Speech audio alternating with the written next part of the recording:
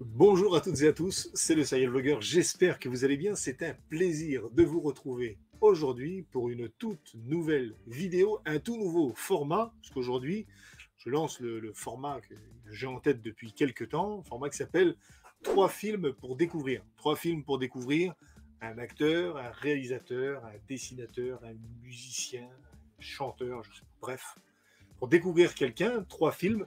Et donc aujourd'hui, pour ce premier numéro, j'ai eu envie d'appeler quelqu'un qui vient très rarement sur la chaîne, quelqu'un qu'on ne voit presque jamais. Donc j'ai invité Anto. Anto, comment est-ce que tu vas? Très très bien. Bizarrement, j'ai plus trop la pression maintenant quand je fais ce genre de format, mais vu que c'est avec toi et que c'est la première fois sur cette chaîne-là et qu'en plus c'est pour inaugurer une nouvelle rubrique, j'ai grave la pression, mais je sens qu'on va passer un très bon moment. Voilà. Donc, je suis très Donc content d'être là. Anto, si je t'ai fait venir, c'est pour parler donc ces 3 films pour découvrir un acteur qui est Tom Cruise. Donc on va parler Ah, aujourd'hui de Tom Cruise. je pensais qu'on parlait de Tom Holland. Je suis très déçu. On n'avait pas le bon Tom, visiblement. Non, mais écoute, si tu veux, on peut changer en cours de route, hein, moi ça me dérange pas. Non, on va parler de Tom Cruise parce que Tom Cruise, c'est un acteur que j'aime beaucoup. En re-regardant vite fait pour travailler un petit peu la vidéo, je me suis aperçu qu'il y a beaucoup de ces films qui font partie des films que j'aime, qui font partie de mes films préférés. Alors, on va pas tous les énumérer, mais on va y revenir vite fait. Et je sais que toi, par exemple, c'est aussi un acteur que tu aimes beaucoup. Est-ce que tu peux nous dire un petit peu d'où te vient cet amour pour Tom Cruise? C'est tout bête en fait. J'ai un très très bon ami à moi, IRL, qui m'a initié aux Missions Impossibles il y a maintenant 2 ans. Et c'était le genre de film que je ne regardais pas quand j'étais plus jeune. Et puis, il faut croire que suite à un croisement d'astres, j'en sais rien, de niveau de la marée ou quoi, je les ai revus pour certains il y a 2 ans et j'ai trouvé ça absolument fabuleux. Et je suis petit à petit tombé dans une période de ma carrière de modeste cinéphile, parce que j'ai vraiment une très faible culture cinéma, mais un tournant où je me suis dit que c'était bien de s'intéresser aussi aux gens qui sont derrière les films qu'on regarde. Et je trouve que Tom Cruise est un très bon exemple pour ça. Et il m'a tout de suite accroché par rapport à cette carrière que tu viens de dénoncer à demi-mot. Et du coup, moi, c'était vraiment le côté, on va dire, plus actionneur du gars qui m'a fait aimer son jeu d'acteur. Et évidemment, la qualité d'ensemble de la saga Mission Impossible, dont on va reparler un peu après, quoi. Voilà. Moi personnellement, j'ai découvert dans sa jeunesse.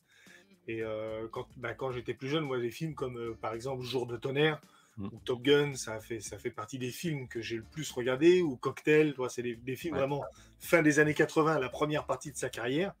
Et voilà, après j'ai suivi, en fait j'ai suivi toute sa carrière.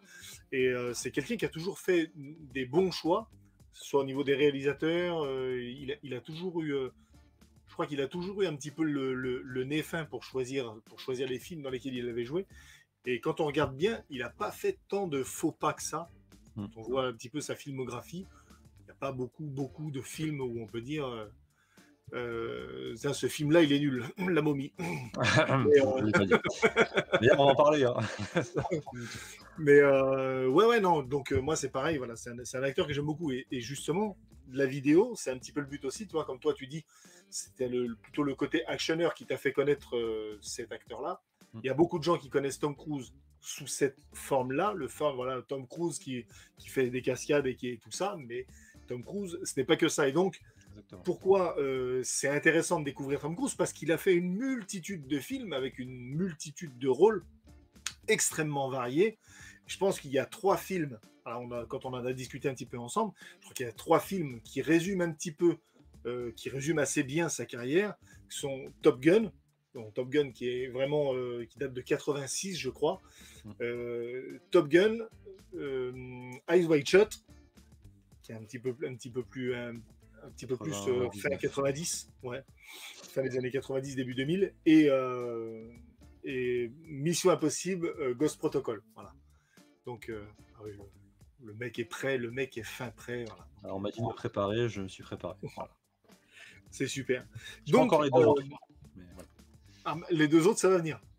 Enfin, l'un des deux sur l'autre, je sais pas, on verra. Mais... Ça, Ouais, non, bon, on On va va y y revenir. venir. On va y venir. On va y revenir. Donc, pourquoi ces 3 films? Parce que ces 3 films résument un petit peu les étapes de la carrière de Tom Cruise. Comme je disais, voilà, le 1er, Top Gun, qui représente, voilà, Top Gun, c'était le sourire ultra bright, le sourire, voilà, les belles dents blanches, la belle gueule, le mec hyper beau, hyper stylé, ses lunettes d'aviateur, séducteur, sa petite love story avec Kelly McGillis dans le film, Mmh. sa rivalité avec le beau Val Kilmer, bref, Mmh. voilà, c'est le film un petit peu estival qui plaît, voilà, qu'on va voir en couple parce que la copine elle tombe sous le charme de Tom Cruise ou le copain il tombe sous le charme de Tom Cruise aussi, je Ouais, sais pas, je ne sais pas, bref. on tombe Qu'est-ce que tous tu sous peux nous le dire, charme, de toi? toute façon. Et comment? On tombe tous sous son charme, de toute Ouais, non, façon, j'ai mais envie de dire. quoi qu'il arrive, c'est soit les meufs le veulent, les mecs l'envient, bon bref, voilà, le mec il met tout le monde d'accord.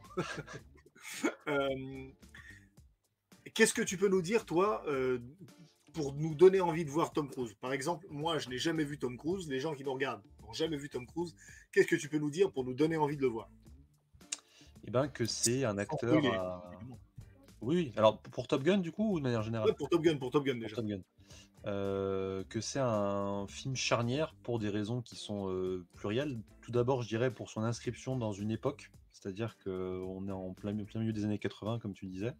Il y a un côté évidemment, très, politique derrière la création de ce film qui est pas forcément non plus l'idée principale, mais avec la création et la réalisation, de Tony Scott, pardon, on sent qu'il y a quand même, que ça baigne vraiment dans un moment où on a besoin de, voilà, de recruter aussi un peu de la jeunesse pour l'armée et quoi de mieux que de choisir Tom Cruise justement qui était, comme tu disais, en plein boom à l'époque et qui, avait vraiment un capital sympathie, assez exceptionnel.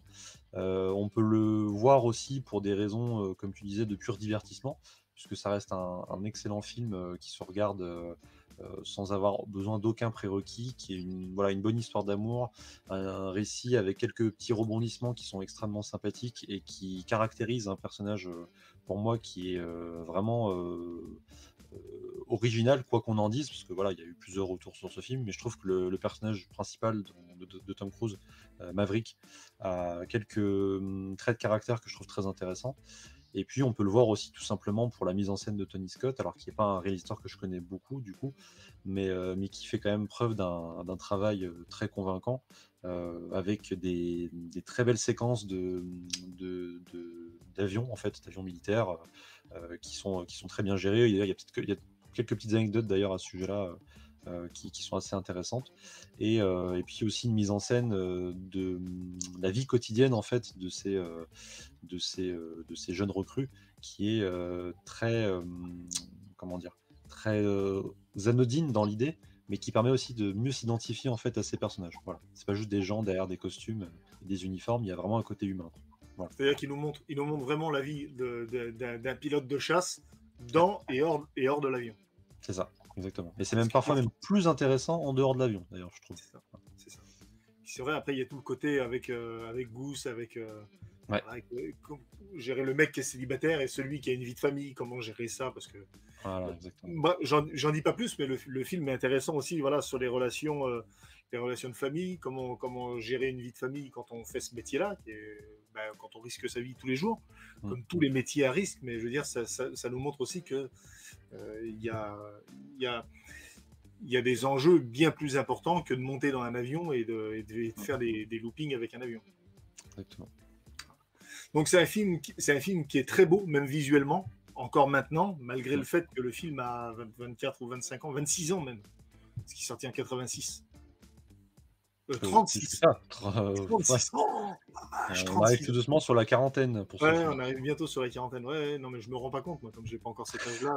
Oui, bah oui, c'est 25 ans et toutes ses dents, hein, C'est comme on ça. dit. Et puis, il y a quelques couronnes, mais Sur la tête, mais juste sur la tête.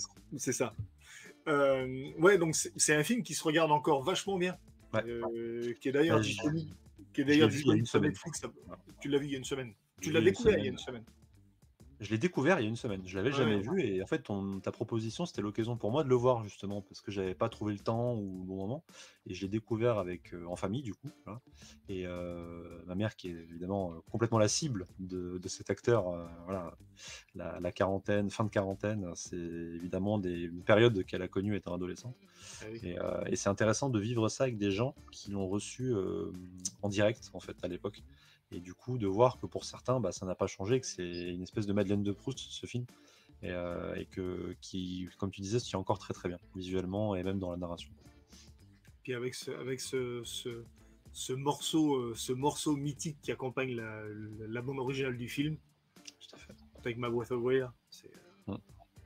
Take my breath away.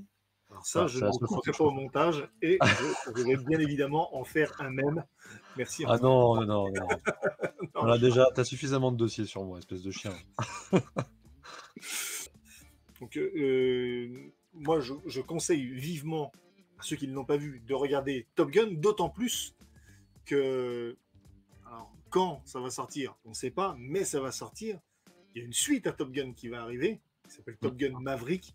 On va Fait. retrouver voilà, les personnages qui font partie du film, 35 ou 40 ans plus tard. Donc, personnellement, j'ai vraiment hâte de voir ce que ça va donner avec les nouvelles technologies, avec les nouvelles méthodes bah, de capture, avec les nouvelles caméras, avec Mm.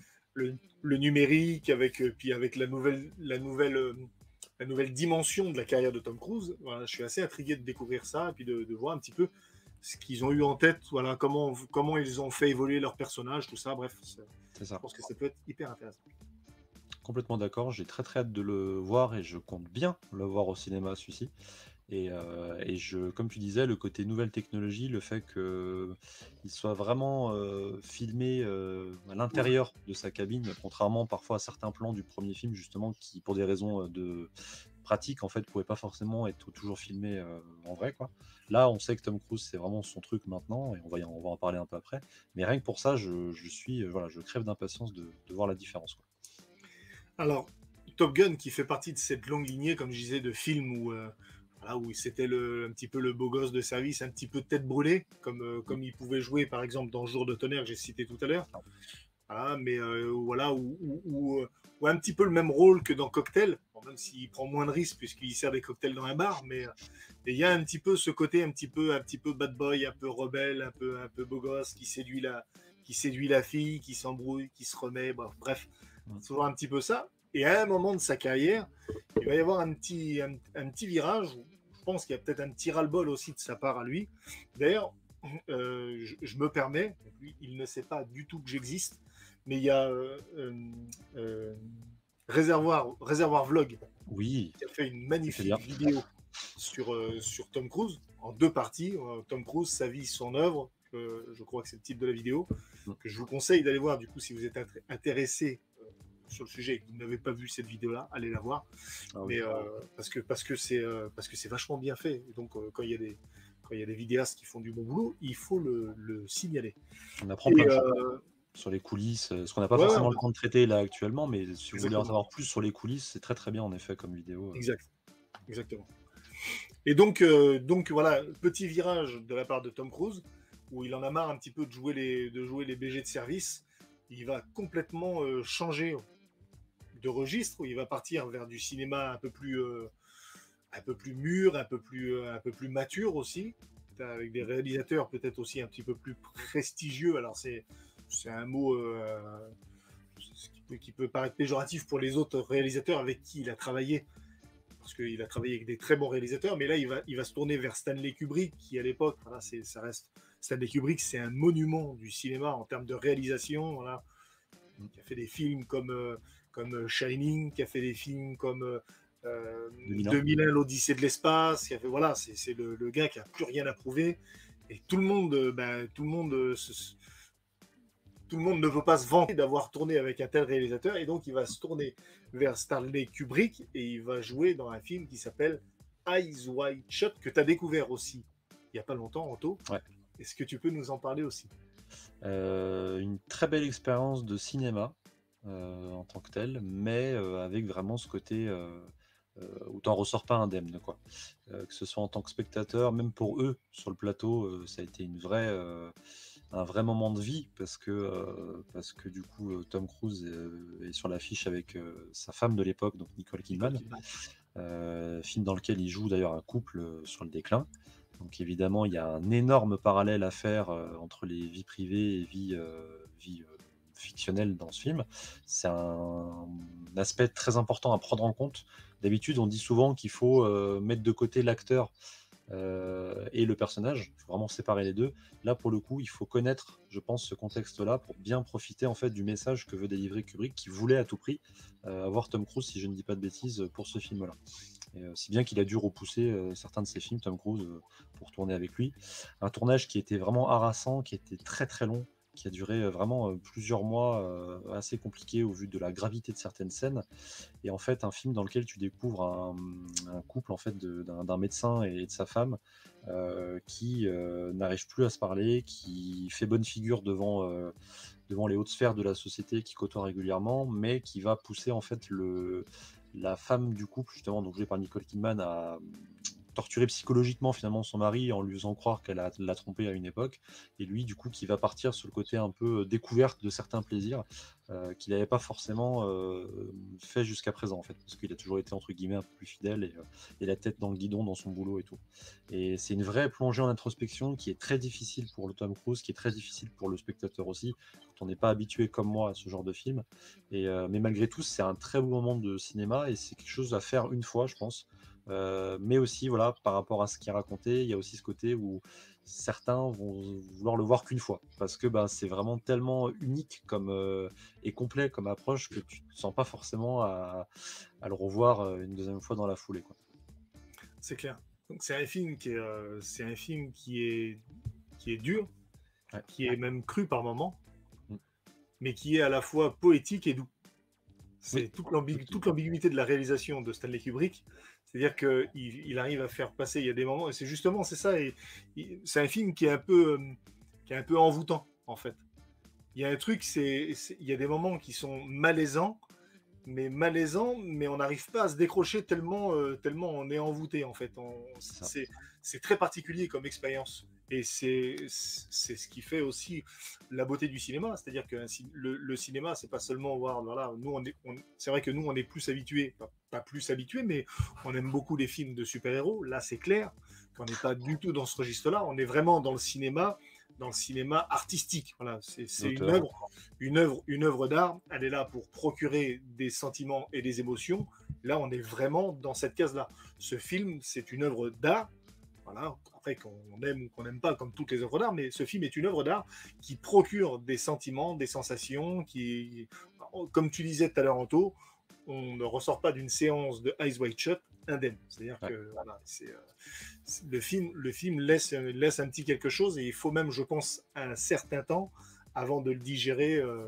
Moi, je sais que j'ai dit, moi j'ai vu le film il y a très longtemps, et avant de le revoir, il m'a fallu beaucoup de temps.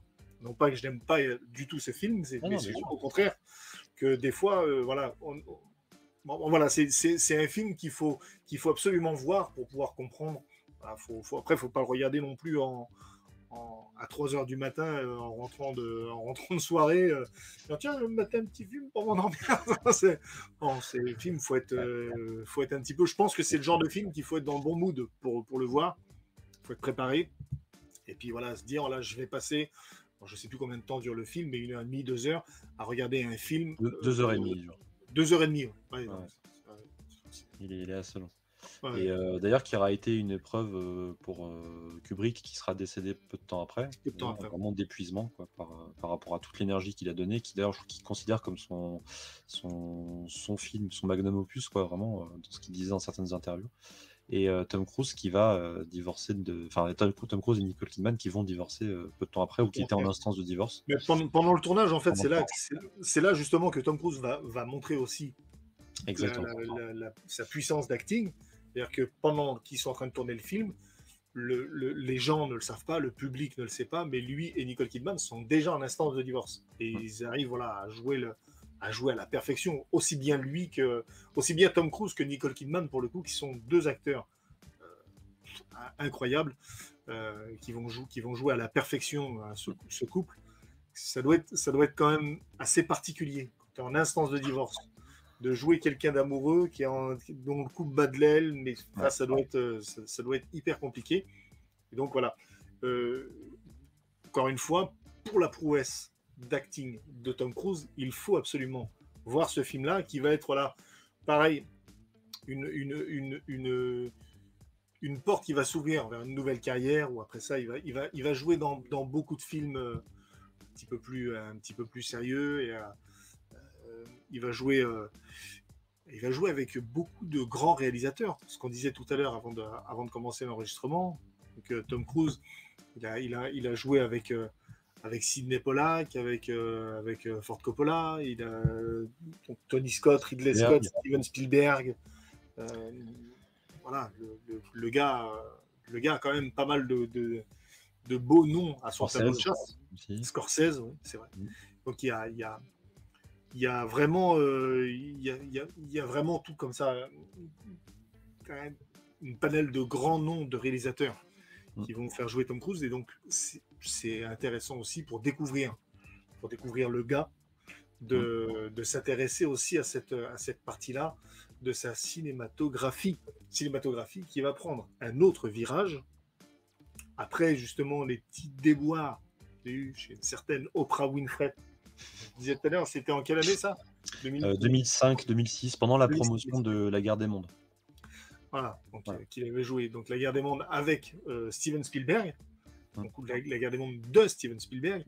Et pendant la promotion, il va faire cette fameuse émission chez Oprah Winfrey, où il va sauter partout comme un enfant un peu surexcité. Il va y avoir un petit peu toute cette polémique avec l'église de Scientologie, avec tout ça. Et donc, pour rebondir, il va choisir de se tourner vers un autre style de cinéma, celui pour lequel on le connaît maintenant, le style un petit peu plus actionneur, mais pas actionneur des années 80, pas le actionneur testostérone, gros muscles et tout. Là, c'est le actionneur 2.0, le gars qui crème des gains, qui fait ses cascades lui-même. Alors, j'essaierai de mettre, normalement, je les ai les images où tu vois, c'est-à-dire que quand il s'envole d'un avion, il est vraiment sur l'aile de l'avion, il est arraché et tout, mais il s'envole pour de vrai. Je veux dire que le mec est complètement barré. On a les images dans Paris en moto, où il traverse Paris. Pour conduire une moto, je peux vous garantir que c'est pas forcément évident. Des fois, je les vois faire des trucs en moto, les mecs sont chauds quand même. Oui, non, comme quoi, n'est pas Tom Cruise qui veut. Voilà. Et donc, il va faire ce film, Mission Impossible, Protocole Fantôme, Ghost Protocol en version originale. Donc, Anto, pour découvrir ce film. Moi qui n'ai jamais vu ce film, qu'est-ce que tu pourrais me dire Non, c'est pas vrai, c'est totalement faux. J'ai vu ce film. Ah oui, sinon je parlerais pas avec toi déjà. Donc, mais qu'est-ce que tu pourrais nous dire pour nous donner envie de voir ce film, justement? Déjà, d'aucuns diront, en ayant vu cette jaquette, que c'est marqué 4 sur la jaquette. Pourquoi commencer par le 4e épisode de la saga? Alors, comme tu l'as dit, il y a eu une période de vide, mais il faut savoir qu'il a tourné la première trilogie Mission Impossible avec des grands noms. Il y a quand même eu Brian De Palma, John Woo, et sur certains aspects quand même J.J. Abrams qui cartonnait à l'époque. Mais je dirais que les 3 premiers films ont tous un parti pris qui fait que tu peux complètement passer à côté. Si t'es pas dans le bon, dans les codes blockbuster actuels, c'est pas forcément des films qui répondent à la même demande en fait, qui sont excellents pour ce qu'ils proposent, mais qui ont chacun leur propre version du truc. Je dirais que pour découvrir le personnage d'Ethan Hunt, du coup de Mission Impossible, le 4 c'est le meilleur pour moi, parce que c'est à la fois une espèce de soft reboot, un nouvel avenir de la saga qui s'ouvre avec cet épisode-là, un nouveau casting aussi qui arrive épauler Tom Cruise, une nouvelle équipe, notamment Jeremy Renner, et puis Simon Pegg, qui était déjà là dans le 3, mais qui a un rôle conséquent dans le 4, et avec une intrigue qui peut totalement être vue comme une intrigue indépendante, en fait, sans avoir besoin de voir les 3 premiers. On est sur le Ethan Hunt Prime, vraiment, qui est en milieu de parcours, en quelque sorte. Il a fait beaucoup de missions par le passé pour sauver le monde, mais là, il va vraiment rentrer dans une nouvelle période de sa vie où sa vie privée et sa vie d'espion vont rentrer petit à petit en collision. Voilà, encore plus que dans le 3e épisode. Et je dirais que c'est vraiment le film qui est le plus accessible des 4 premiers, parce que c'est Brad Bird à la réalisation, qui est connu pour des chefs-d'œuvre grand public comme Les Indestructibles, Ratatouille ou même Le Géant de Fer, qui sont des films qui parlent vraiment au plus grand nombre, et avec une mise en scène décomplexée, une tonalité un peu plus axée sur l'humour, mais sans que ça en devienne forcément une comédie. L'équilibre est très bien géré, et un Tom Cruise qui renaît de ses cendres après avoir vécu les dernières années qui précédaient le film, de 2006 à 2011, en étant un peu caché, un peu sur le côté, où il n'a pas fait beaucoup de films parce que il avait très mauvaise presse à l'époque. Là, il revient, il annonce un nouvel épisode qui n'est, alors certes, qui est chiffré sur la jaquette du Blu-ray, mais qui en vrai s'appelle Protocole Fantôme, comme tu le disais. Donc on repart vraiment sur un nouvel élan. Et pour ceux qui aiment les films d'action justement modernes, parce que oui, il a quand même plus de 10 ans ce film, mais il reste moderne dans la construction, et c'est vraiment très très bien, et ça va donner le ton en fait pour les films de la saga qui vont suivre. Et après, pourquoi pas vous faire les films d'avant, qui pour moi sont peut-être plus à voir dans un second temps, avec si on a les yeux de spectateurs d'aujourd'hui en fait. Voilà. Ouais, c'est bien. Moi, je pense que tu as entièrement raison de voir cette trilogie-là.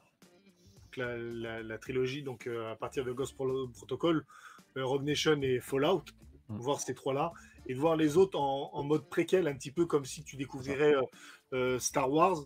Tu commences par Un Nouvel Espoir, le Retour du Jedi, l'Empire contre-attaque, et après tu te fais la prélogie. Je pense que c'est intéressant aussi de le faire dans ce sens-là, de revenir aux origines. Puis c'est quand même de grands réalisateurs, comme tu disais tout à l'heure. Le premier, c'est Brian De Palma. Le deuxième, c'est John Woo. Et le troisième, c'est Jean-Jacques Abrams. Donc, moi, j'ai un peu de mal avec J.J. Abrams. Mais, je peux comprendre. Après, c'était un film qui était plus télévisuel, quoi. Mais voilà. Alors, pas forcément sur ce film-là, mais c'est en règle générale. J'ai un peu de mal avec J.J. Abrams. Même si j'ai beaucoup aimé. C'était la série. Je crois que c'était la série Alias qui faisait J.J. Abrams. Tout à fait. Alias, moi, j'aimais beaucoup. Moi, les premières saisons. Je sais pas si vous avez jamais vu Alias avec Jennifer Garner, la série où on a découvert également Bradley Cooper. Il faut quand même s'en rappeler. Bradley Cooper a débuté dans Alias. C'était vachement bien. Et il y avait un petit côté, justement, Mission Impossible dans cette série-là. Bref, c'est pas le sujet. Mais c'est ce qui a. Après, si, je vais le relier au sujet, tu vas voir, je suis très fort. C'est le film c'est la série qui a découvert Tom Cruise à l'époque, qui l'a convaincu d'engager J.J. Abrams sur le troisième film. Et après, J.J. Abrams a continué à travailler avec Tom Cruise sur le 4, le 5 et même le 6 en tant que producteur, puisqu'il y a sa boîte de prod qui s'appelle Skydance, si je dis pas de bêtises. Non, oui, c'est Bad Robot, je crois. Bad Robot. Ouais, je sais plus si c'est celle-là ou Skydance, j'ai un doute. D'accord, ok. Mais en tout cas, il y a une des deux boîtes de prod qui continue de travailler avec Tom Cruise, même sur les derniers films, quoi. Et même sur d'autres films comme Jack Reacher, voilà. Donc c'est mine de rien, ils se sont rencontrés à ce moment-là, et J.J. Abrams est resté dans le giron des connaissances en fait de Tom Cruise. Voilà. Ok. Bah écoutez, je pense qu'on a fait le tour, parce qu'en fait le but n'était pas de parler des films pendant des heures, c'était simplement de donner 3 films à découvrir pour vous découvrir la carrière de Tom Cruise. Bien évidemment, allez voir tous les films de Tom Cruise si vous ne les avez pas vus, comme La Guerre des Mondes, comme Entretien avec un vampire, que j'aime beaucoup. On aurait pu parler de Collatéral aussi. Collatéral. Michael Mann, excellent, avec un Jamie Foxx aussi sensationnel. Bref, il y a tout ce qu'on a cité tout à l'heure, Jerry Maguire, né un 4 juillet, Rain Man, évidemment, avec Dustin Hoffman. Bref, il y a vraiment il y a vraiment de tout dans la carrière de Tom Cruise. C'est pour ça que c'était intéressant de revenir sur 3 films qui peuvent être 3 portes d'entrée pour cet acteur-là, mais je vous conseille bien entendu d'aller voir un petit peu tout ce qu'a fait le bonhomme, parce que c'était bigrement intéressant. Anto, je te remercie d'avoir participé à cette première de 3 films pour découvrir. Je te remercie beaucoup. Je suis content d'être le parrain finalement, donc voilà, ce sera mon petit bébé à moi aussi. Voilà. Écoute, je me réserve le droit de te faire revenir pour un autre 3 films. Avec grand plaisir. Avec grand plaisir. J'ai quelques idées en tête. Bon, il y a d'autres numéros qui vont arriver très prochainement avec des invités tous plus prestigieux et magnifiques les uns que les autres. Je confirme. On a 2-3 trucs qui vont arriver. Je fais pas trop de teasing, mais il y a un certain. Oh non, je dis rien du tout. Non, Je dis rien. dis rien. Comme ça, Non, c'est je dis rien, jamais. je dis rien, j'ai pas de surprise et vous verrez ça. En tout cas, voilà. Allez vous abonner à la chaîne d'Anto, parce que Anto fait des très très beaux lives. Pas Ouais. trop son truc, les vidéos, mais Non. Anto qui fait des très beaux lives, des lives passionnés, des lives passionnants, où il parle de Spider-Man, où il parle de Uncharted, où il parle de James Bond version Daniel Craig. Donc, allez Avec voir. votre serviteur, voilà, faut le préciser aussi. Voilà, donc Anto, c'était un plaisir de te recevoir. Bah, pour moi aussi. N'oubliez pas de. Alors ça, je le fais jamais. J'oublie toujours de le faire. N'oubliez pas, si la vidéo vous a plu, de lâcher un petit pouce bleu. Si vous n'êtes pas abonné, je vous invite à le faire. Et moi, je vous dis à la prochaine pour une nouvelle vidéo. C'était le Serial Blogger. Ciao. Ciao.